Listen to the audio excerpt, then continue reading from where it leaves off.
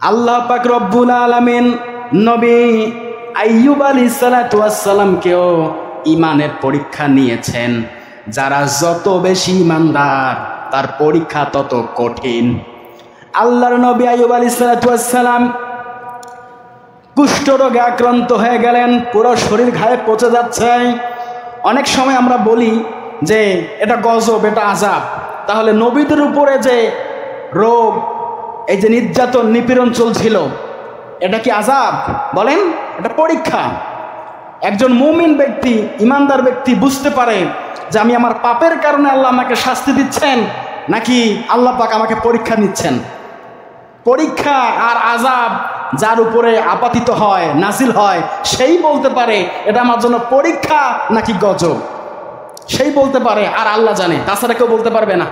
কারণ কোনটা আযাব আর কোনটা গজব আপনি চর্মচক্ষু দিয়ে বুঝতে পারবেন না। তবে যার উপর এটা হয় সেই বুঝতে পারে এটা আযাব নাকি পরীক্ষা। আল্লাহর নবী আইয়ুব আলাইহিস সালাতু ওয়াস সালাম ঈমানের পরীক্ষা দিয়েছেন। ঈমানের পরীক্ষা দিয়েছেন। আল্লাহর নবী আইয়ুব আলাইহিস সালাতু ওয়াস সালামের পুরো শরীরে ঘায়ে পচে গেছে। আত্মীয় স্বজন, সন্তান সব তাকে ত্যাগ করেছে, বিদায় দিয়েছে। স্ত্রী ছাড়ে নাই, স্ত্রী যোগাযোগ ছিল। আইয়ুব আলাইহিস সালাতু ওয়াস সালাম পা থেকে মাথা পর্যন্ত সর্বন্ন শরীরে ঘা, পুরো শরীরে তার ঘা হয়ে গেছে। আল্লাহর নবী আইয়ুব আলাইহিস সালাতু ওয়াস সালাম সব পচে গেছে, তাতে কি হয়েছে? আল্লাহ পাক ঠোঁট আর জিহ্বাটা দিয়েছেন। এই জিহ্বা দিয়ে তিনি আল্লাহ পাকের শুকরিয়া আদায় করতেন, জিকির তিনি করতেন। আল্লাহর নবী যখন দেখেন ঠোঁটের মধ্যে ঘা চলে এসেছে, জিহ্বার মধ্যে ঘা চলে এসেছে, আল্লাহর নবী আইয়ুব আলাইহিস সালাতু ওয়াস সালাম বলে, রব্বুল আলামিন, আমার পুরো শরীরে তুমি ঘা দিয়েছো, আমি কিচ্ছু বলি নাই। আমার মাথা থেকে পা পর্যন্ত পুরো শরীর ঘায়ে পচে গেছে, আমি তারপরও কিচ্ছু বলি নাই। ও রব্বুল আলামিন, আমার জিহ্বার মধ্যে ঘা দিও না।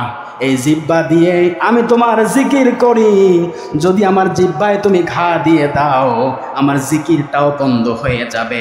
আল্লাহ পাক রব্বুল আলামিন আল্লাহর নবী আইয়ুব আলাইহিস সালাতু ওয়াস সালামের এই কথা শুনলে মায়া লাগবে কি লাগবে না? মায়া লাগবে কি লাগবে না?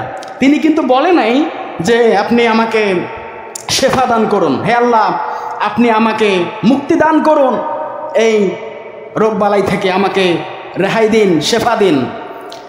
আল্লাহর নবী বলেন, ওয়া আনতা আরহামুর রাহিমিন, ও আল্লাহ আমি বিপদ পড়েছি, কষ্টে পড়েছি, মুসিবতে পড়েছি, আপনি দয়াময়, আপনি রহিম রহমান, আর আমি বিপদে পড়েছি, আমাকে আপনি সাহায্য করেন। এ কথা বলে নাই, তিনি বলেছেন মাবুদ ওয়া আনতা আরহামুর রাহিমিন, আপনি রহমান, আপনি দয়াময়, আপনি আমাকে রোগ দিয়েছেন কিন্তু জিহ্বার মধ্যে দিয়েন না। আল্লাহ পাক রব্বুল আলামিন আইয়ুব আলাইহিস সালাতু ওয়াস সালামের এই দোয়াটা কবুল করেছেন। পবিত্র কোরআনুল কারীমের সূরাতুল আম্বিয়ার ভিতরে আছে 17 নম্বর পারার 21 নম্বর সূরা 6 নম্বর উপর 83 নম্বর আয়াত। আল্লাহ পাক বলেন, ওয়া আইয়ুবা ইদনাদা ইদি ইউবাইউনাকা ওয়া আনতা আরহামুর রাহিমিন। আল্লাহু আকবার। এই সূরাতুল আম্বিয়ার 83 নম্বর আয়াতটা আল্লাহ পাক রব্বুল আলামিন আইয়ুব আলাইহিস সালাতু ওয়াস সালামকে দিয়ে বলিয়েছেন। এই আয়াতটা আবার আল্লাহ পাক কোরআনুল কারীমের মধ্যে রেকর্ড করে দিয়েছেন।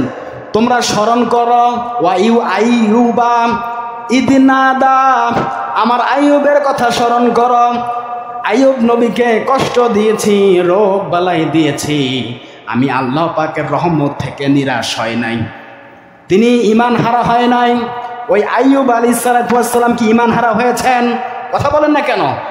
ঈমান আনা লাগবে নবীদেরকে দেখে নাকি পীর বাবাকে দেখে? এক একজনের পীর বাবার এখন অবস্থা খুবই খারাপ।